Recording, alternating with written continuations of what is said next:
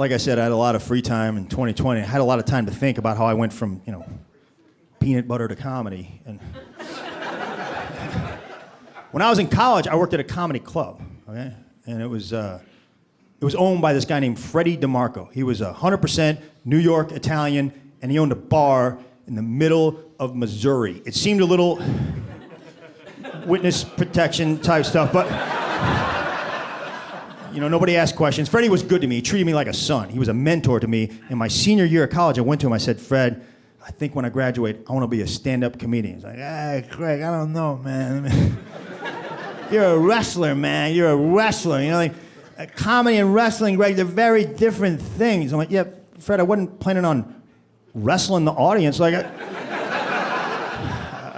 let me make a couple of calls, Greg. I can't promise you anything. I don't know. And then he did.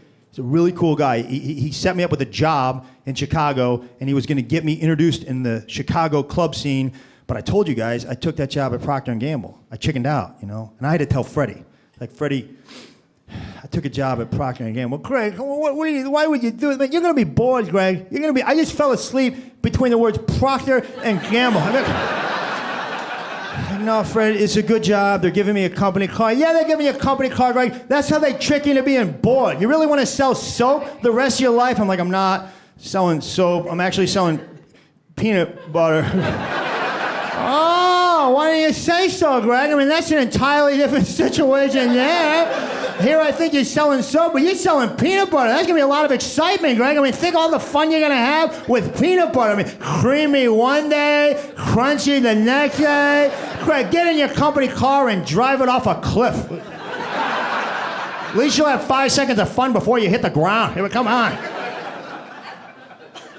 I did. I worked there for 10 years. I worked there for 10 years, and I loved it. I told you guys I did, but I could never get comedy out of the back of my head. And one day I did a crazy thing. Like, I went into my boss's office and I just quit.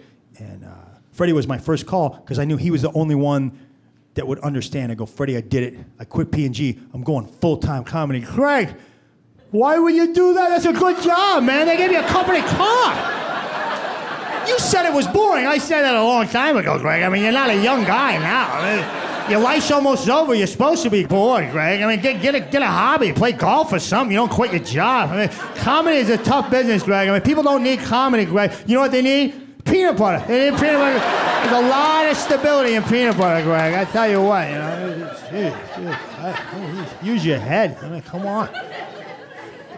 I still talk to Freddie probably twice a month. I love him, but I hear him every day in the back of my head. That's the voice. You guys have a voice when you mess something up? That's Freddie. When you regret something. I woke up the other day and I was like, I don't feel good. Yeah, of course you don't feel good, Greg. You ate an entire rotisserie chicken at 11:30 at night. You shoved the whole thing in your fat face in 6 minutes, Greg. I think you ate the rubber band that holds your legs together. I mean, come on. Greg, you get hungry, have a snack. Don't eat an entire barnyard animal. I mean, come on, Greg. Those things are made for a family of 5, not one man standing naked in the front of the refrigerator at 11:30 at night, shoving chickens into his fat face, rubbing chicken grease over God knows what. You make me sick. I hope you saved the wishbone. You're going to break it apart and wish you were somebody with self-respect.